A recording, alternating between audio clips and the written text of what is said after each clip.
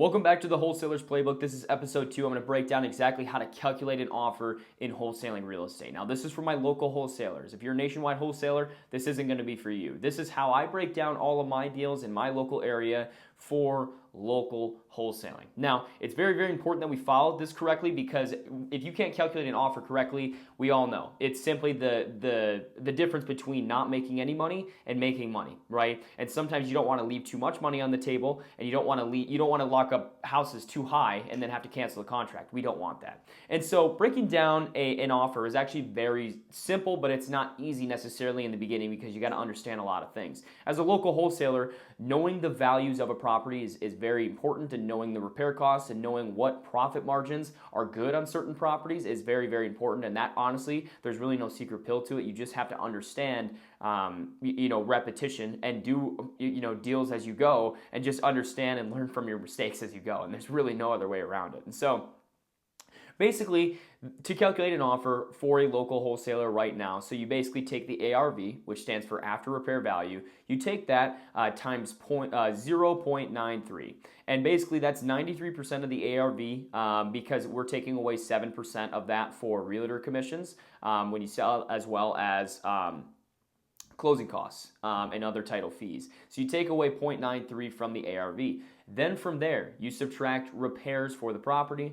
Then you take out the profit that the flipper will make, right? If you were planning on wholesaling this, or profit in general. Then from there, you have to then take off your wholesale fee. So it looks like this. ARV, 93% of your ARV minus repairs, minus the profit on the property, and minus a wholesale fee if you decide to wholesale it. And so, with that being said, let's get into the first thing, ARV. Basically, this is one of the most important things that you need to understand without the offer. Repair costs and all this stuff, like, that's a lot easier than understanding ARV, or I would say maybe a little bit less important. ARV is going to be the most important, because if you have an offer on a house that you may think, oh, it may be worth $240, when in reality, when it's fully fixed up, it's actually worth $215. That literally makes the difference between a bad deal and a good deal. You need to be conservative and realistic with the property values. Being a local wholesaler, it is a lot easier to do this, because when you get deals, you then are going to understand neighborhoods, you understand values, you understand whichever city it's in, whatever the case may be, and that way you can understand block by block what stuff is worth, so you can make offers just a little bit more quality, right? You won't lose as much money on deals if you understand the ARVs. And basically how you do this is the best way is just simply go to Zillow, see what stuff is being sold for. When I say stuff, don't go off of the specs. Don't go off of a 3-bed, 2-bath, 2-stall that's sold for this. No, it can't be something that was across town, right, or 50 miles away. It has to be something that is in the same couple block area. That is, not only is it a 3-bed, 2-bath, 2-stall garage, it's something that has the same layout. It was in renovated condition. It had the same backyard size. You have to find something that is as close to it as possible. Otherwise, you're going to have problems. Because if it's a 3-bed, 2-bath, 2-stall that was a ranch, and then you have a 3-bed, 2-bath, 2-stall split foyer, that's a completely different ballgame. You can't go off of those specs. You have to just make it as realistic as you can. Obviously, there's going to be times where you're going to have properties where you're putting offers in that they aren't really like much anything else within the last couple blocks. And that's just something where you have to just either seek help with it, or just understand that, man, we have to be really conservative on our numbers, because we don't know where this is going to end up ARV-wise. So then you can kind of make an educated guess from there. But ARV is super, super, super, super important, and do not try to give yourself a fluff with ARV. Be real, be conservative, and where we want to dictate our ARV is if we listed it, say for example, you had your ARV at $200,000, you need to make sure it sells at $200,000 within 30 days. That's how we make all of our offers. If it doesn't sell within this price, what we believe in 30 days, you can't make your ARV like that. It's going to wreck everything. So that's ARV.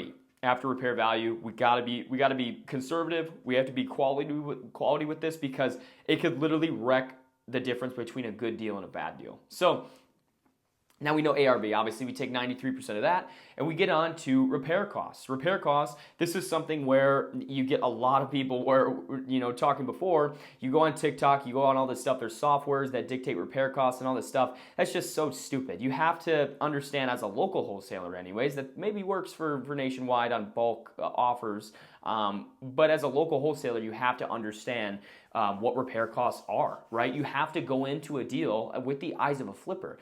As wholesalers, your job is getting good off-market deals for flippers, and you have to know what you're doing when you go into it. Obviously, that's fine in the beginning if you don't. It's just part of the game. It's part of doing repetitions. It's part of understanding what that actually is. And where repair costs, probably the best way to understand repair costs in the beginning is if you don't know how to calculate them, is either seek help from an actual flipper that you trust, because I'm sure there's flippers out there or cash buyers out there that if you say, hey, I have a motivated seller, come on the appointment with me and I want to break down numbers and see if this is right. Obviously, make sure you have one that you trust. Local wholesaling is a lot better for this because there's somebody out there that is trustworthy and would help you out.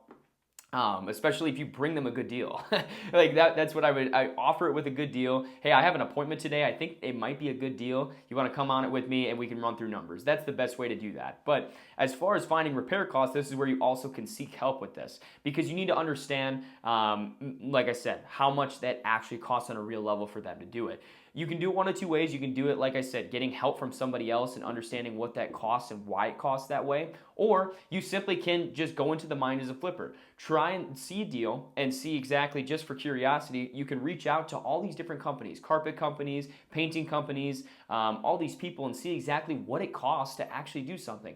A lot of wholesalers don't know what it costs to paint a house, what it costs to actually carpet a certain square footage of a house, right? If you want to actually find out the real numbers of this, go ahead and call companies that actually do it for people and try to find the cheapest companies out there and simply see what it actually costs. Because if you call companies and get quotes on different stuff, you're going to learn very quickly of what that stuff actually costs and realize, okay, when you walk into a house, okay, it needs painted cabinets, it needs flooring, it needs new countertops, which is very unlikely because usually most of our flips are cosmetic, but some people do it. But you can go new flooring, paint, whatever the case may be. If you just run through all the repairs that it's actually needed to get it to the point where the ARV that you have it at, that's where it's going to help you learn a lot. Easiest way, like I said, is to find a mentor or find somebody that's a cash buyer that's willing to help you if you just continuously find good deals, and that's where the leverage is going to come in, because if you consistently get them in good rooms, promise they're going to help you for free because you're going to make them money and they're going to make you money in the beginning, right? And so the leverage is just making sure you get good motivated sellers. So lastly, well, not lastly necessarily, but we need to find how much profit we have to make on the deal. This is where it gets very, very shaky because you see a lot of these wholesalers on TikTok, or I get calls all the time from people who go on for sale by owner. A house is listed for $100K, they get it locked up for $80K, and they expect me to pay $90,000. It's like, no, that's complete retail. We have to make sure that the profit is actually there, right? So when you do your numbers, ARV of $200,000, 93% of that, and then you subtract all the repairs that you think it needs, then from there there has to be a profit there, right? And it really depends on area, holding costs. That's pretty much a big deal of it. Now, I'm in South Dakota. Property values on average, like the average ARV, I believe, is around 300,000 or something throughout the whole my metro market, basically.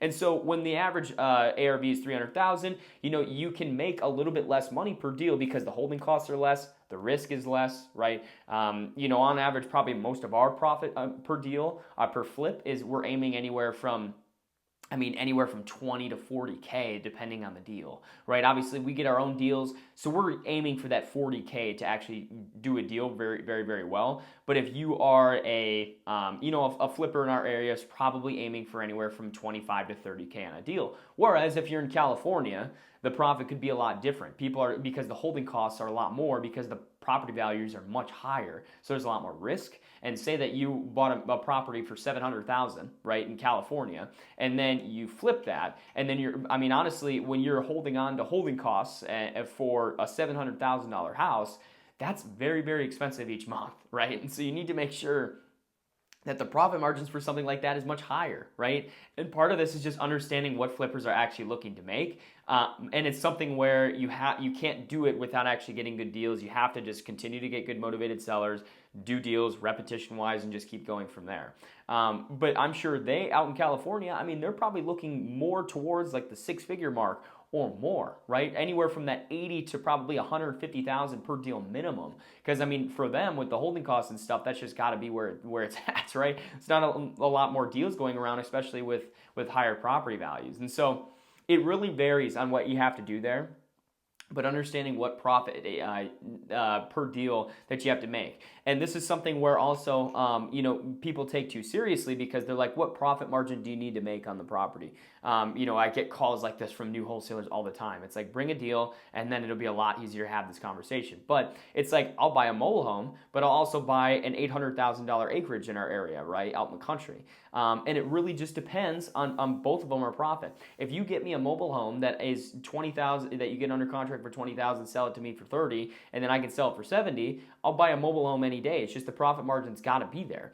If you want to have an $800,000 acreage, if you can get it locked up for 550,000 and we can sell it for 800,000, I'll buy that any day, right? We'll buy anything, but the profit margin has to be there based on the risk. So if it's a higher property value, there has to be more profit margin. If it's a lower property value, you can get away with having lower profit margin because there's less risk. So keep that in mind as far as profit. And then when it comes down to your wholesale fee, that's really up to you, seeing what what the property would be. So like when you're making an offer, so if we did example for a $200,000 house, so I'll run it on a calculator. So we have 200,000 times 0.93, so that's 186,000 taking away fees. Now, if we subtract repairs, which say in our average repairs cosmetically in our area is, I would say, roughly 25,000 maybe, or 20K. Let's just do 20,000 just to make it easy. So now we're at 166,000, okay? We've subtracted repairs. And now we need to dictate what profit we're gonna make, right? What the profit would be. And so ideally, assuming that in our area, somebody wants to make 30K in profit, right? You have to understand if we subtract, more than likely we go conservative. So 166,000 minus 40,000, that's 126,000. So if you bought the property for 126,000, I'm going to redo the math here.